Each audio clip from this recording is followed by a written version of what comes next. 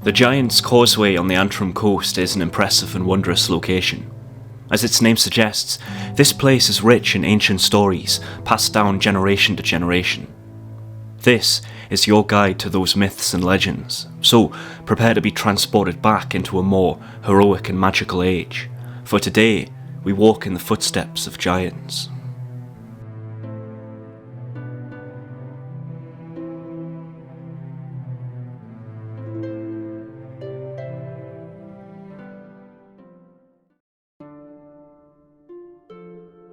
There was once a time when the tour guides of the Giant's Causeway were local celebrities. Men such as James Hutchinson, John McLaughlin and the King of the Causeway, Alec Martin, made their living taking curious visitors down to this ancient place and enchanting them with stories of giants. Guides today, alongside videos and documentaries about the Causeway, will mention the giants as the explanation our forebears had for natural processes they didn't quite understand at the time. Now, they're a bit of fun before they tell you about the geological processes that supposedly formed this landscape. But what if the storytellers of old were right all along?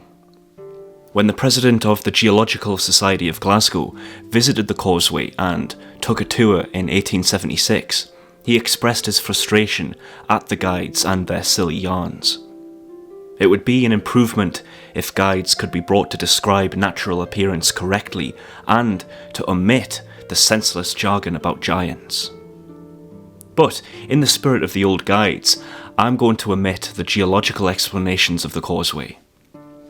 So if you want to hear about ancient volcanic eruptions and the like, I'm afraid this is not the video for you.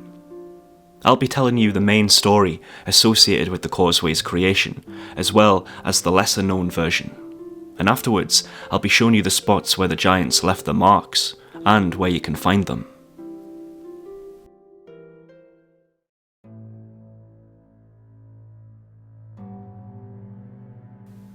Our story starts with the giant Finn McCool. Finn was leader of the Fianna, a band of heroic warriors that embarked on many adventures across Ireland. While there are a lot of stories of Finn, it's the story of the Causeway that he's best known for. It was said that Finn lived here on the northern coast with his family. He looked after his lands and people, but was under threat from an ill-tempered rival. For across the sea, in the land that would become known as Scotland, lived another giant named Benandonna. Finn and Benandonna would often exchange insults and threats, and would even on occasion attempt to injure the other by throwing large boulders or pieces of land across the sea. Eventually Finn had enough, and decided that it was time to fight Benandonna properly. Swimming wasn't an option, as giants hate getting their feet wet. So he began to construct a bridge, a causeway, to reach his enemy across the sea. Using strange hexagonal pieces of rock, he pushed them down into the seabed to build his bridge. When it was complete, Finn crossed into Scotland, and there he got a much closer look at Benandonna. It was then that he realised that he'd made a terrible mistake. Benandonna was enormous, much bigger and stronger than he. Finn ran back home across the causeway. He ran so fast and in such a panic that he lost one of his boots. Finn raced back to his house and found his wife, Una, where he explained his terrible mistake in building the causeway. While Finn was the brawn, Una was the brains. She told Finn to dress as a baby and to lie in their son Oisín's cot. Then she covered him in blankets and wrapped a shawl around his head. Before too long, Benandonna had awoken and saw the causeway that had been built. Naturally, he proceeded to walk across it and prepared himself for a fight. Finn anxiously lay in the cot as he heard the thunderous footsteps approach. There was a loud banging at the door. Benandonna was here and demanded to know the whereabouts of Finn. Finn's wife Una answered the door and told the rival giant that her husband Finn was out herding his cows but would be back soon. She invited him in to wait for his return and offered him a snack. She prepared 2 loaves of bread and gave one to Benandonna. His loaf was filled with iron and rocks. breaking a number of his teeth as he bit down on it. Una apologised, saying that all of Finn's children enjoyed their bread nice and crusty like that. She gave the second loaf to the baby Finn, a normal loaf which he ate with no problem. Benandonna was shocked when he saw this. What had ruined his teeth was so easily eaten by a baby that he went over to get a closer look at. It was huge, the biggest baby that he'd ever seen. It then struck him. If this was the size of Finn's child, then how big must his father be? Now it was Benandonna's turn to panic. He ran out of the house and back across the causeway to Scotland, destroying the bridge behind him so that Finn couldn't cross. If you've ever wondered how the Isle of Man came to be, some say that Finn ripped up a huge chunk of land and threw it at Benandonna.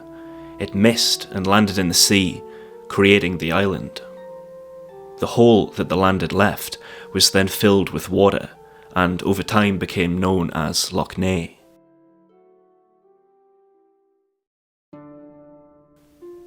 The story you've just heard is the most well-known and the most common tale that tells how a giant created the causeway, but there is another lesser-known version of the story that was thought lost for a long time. There were those that preferred a love story to one of quarrelling giants, but it was found written in poetry form in a library in Trondheim, Norway, of all places. It was written down by the poet Mary Ann Allingham from Ballyshannon in Donegal after she visited the causeway in the 1830s. Now, I'm not sure if she recorded the story that was being told orally by guides or locals, or whether she was inspired herself to write it. I suspect it might have been the former, but the tale goes as follows. Finn had fallen in love with a maiden across the sea. His heart ached as he couldn't reach her, so he walked along the shore each day, skimming stones across the water and dreaming of being with this woman. But one day, he devised a plan. He would build a causeway to reach his love, and so he worked all day and made great progress in constructing this bridge. Extending his causeway nearly halfway out across the sea, he went home to bed, confident that he would finish the job the next day. However, his grandmother, seeing what he was doing, had other plans. She didn't want to lose him. She didn't want him to leave and go and live with a woman in another land. So she used her magic to conjure up a storm and destroy everything that Finn had built. Finn woke the next day to find his causeway in ruins. Despite this setback though, he once more began to build, and once more the stones stretched out into the sea. But that night, his work was again destroyed. Finn tried over and over, but the harder he worked, the more violent the storms were. Close to exhaustion, Finn made one more attempt building through the night. The storms rose up around him, lightning was striking him, and the waves smashed against him. He kept working, and at last reached the other side by the morning. But this trial was too much, even for a giant. He fell down and died in the arms of the woman that he loved. Behind him, the causeway slipped into the waves for a final time.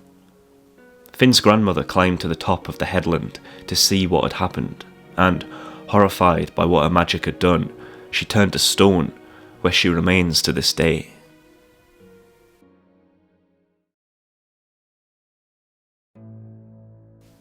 When you come to the causeway, keep an eye out for all the reminders of Finn and the places where he left his mark. When you first come out of the visitor centre and walk down the pathway, you'll see Port Nebo, or Bay of the Cow. But you'll not see any cows here. Instead, you'll see an animal that's quite uncommon in this part of the world, the camel. It's said that one day, Finn was very far from home in a distant land and needed to return in a hurry, and so he found a giant camel that was able to carry him back to Ireland. The camel liked Finn so much that he decided to stay in his service, and has remained here by Finn's home ever since.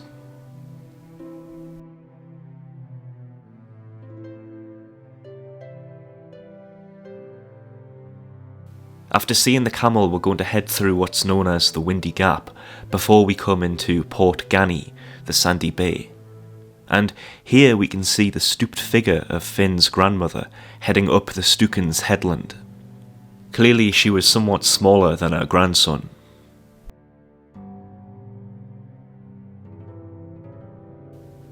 Moving on from Port Ganny, we come into what's known as the Little Causeway. The Giant's Causeway is divided up into three parts: the Little, the Middle and the Grand. Now here in the Little Causeway, you'll see the Giant's Marbles, a game that Finn was clearly fond of playing. These huge rocks cover the Little Causeway, and surrounding them are shallow rock pools. It was at this part of the causeway that a small freshwater pool, bordered by hexagonal stones, had quite a popular reputation with visitors once upon a time. The Giant's Well, as it was known, where Finn often quenched his thirst. The water had magical properties and was guarded by a series of well keepers, almost always women that took the name Old Mary. Mary would charge you for a glass of water and a wish, and some would even give you a chaser of whiskey. This tradition died out in the 1950s, when the water became contaminated, likely due to chemicals and such washing in off the fields. The well was mostly filled in when the road was constructed in the 1970s, but it's nice to remember this old custom. We'll now move into the Middle Causeway, the most photographed and most iconic section. Here, visitors walk across the honeycomb stones, just as Finn did eons ago. You'll find the wishing chair in this part of the causeway, a natural throne in the stacks of columns. Sadly, wishes can no longer be granted from the well, but all is not lost. There are 3 rules here for sitting on the wishing chair, and all must be met if you hope for the wish to be granted. First, the wish must be kept a secret. Second, you mustn't wish for too much. If you ask to win the lottery, for example, then there's no chance of it coming true. And third, you must wiggle your bottom on the stone 3 times as you make the wish. There was once a time in the past when it was said only a woman would be able to sit on the seat and make a wish. We're now in the Grand Causeway section. Here, you'll see the largest columns and see the remainder of Finn's mighty walkway. You can walk out as far as you can go in the place where Finn made his passage to Scotland. Here you'll see a set of sunken stones which sometimes fill with water after stormy weather, known as the Giant's Fan, which Finn once gave to his wife Una. Above this section, you'll see Aird's Snout, where it said Finn had the Giant's cannons at the ready. These horizontal columns are less obvious now due to rockfalls and vegetation, but the name sticks. But as we move on, we're going to see something more impressive. We're going to pass through what's known as the Giant's Gate. This gap between the causeway itself and the slopes of the headland. Some say it was cut by Finn to keep him from stubbing his toe. Turning the corner, you'll see the Giant's Loom, a long array of towering columns. This was used by Finn for weaving his garters, as the old guides always used to say.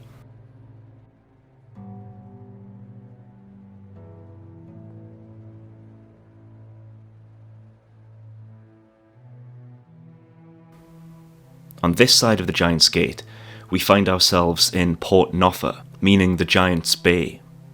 This is the section of the coast where Finn had his family home. While this may be scoffed at by some, the McCool family left a great deal of evidence of their domestic life for us to see today. You recall the part of the story where Finn crosses the causeway only to flee back to Ireland, back home, upon seeing the size of Benandonna. He lost his boot in the panic, and this boot can be seen here on the coast. A size 93.5. The size of the shoe would make Finn over 54 feet tall. The Victorians called the boot the Giant's Chair, because it does make a very comfortable place to sit back and relax.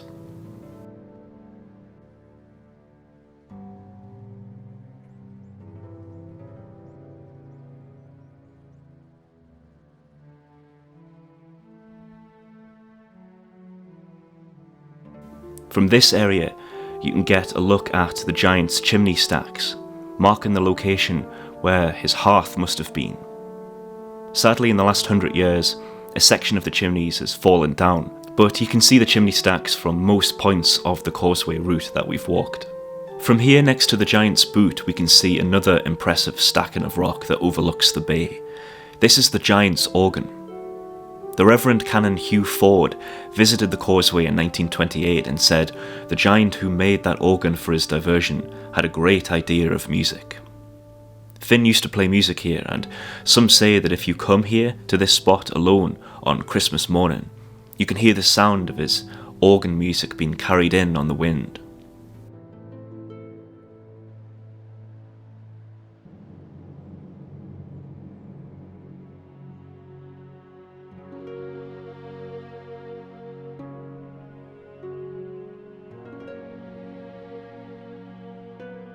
Perhaps this is where Ossian, Finn's son, who would become Ireland's greatest bard, would come to get his love of music from. On the subject of Ossian, the last point of interest on our mythological tour is known as the teddy bear, the lower part of the headland beneath the chimney stacks. It's very hard to spot, but becomes obvious once you see its distinctive ears. This bear was given to Ossian by Finn when he was very young. The Giant's Causeway is a deeply mystical and impressive spot. Here your imagination is captured by the incredible scenery and the ruins of Finn's great path across the sea. Perhaps once upon a time there was a great road system connecting these lands, now separated. If you visit the Isle of Staffa, you'll see the same stones that Finn put together here in Antrim. And these strange formations can also be seen on the coast of Rathlin Island, the Faroe Islands, Iceland and Greenland. Some food for thought. In any case, I hope you enjoyed these stories, and the music too, composed by my friend Albert Schofield, that perfectly captures the mood of the landscape. This is the start of a series of videos on the folklore and myths of Antrim that I'm filming, which I'm unable to do without the help I get from these fine people on Patreon. If you'd like to help me keep these old tales alive, then please do consider becoming a supporter.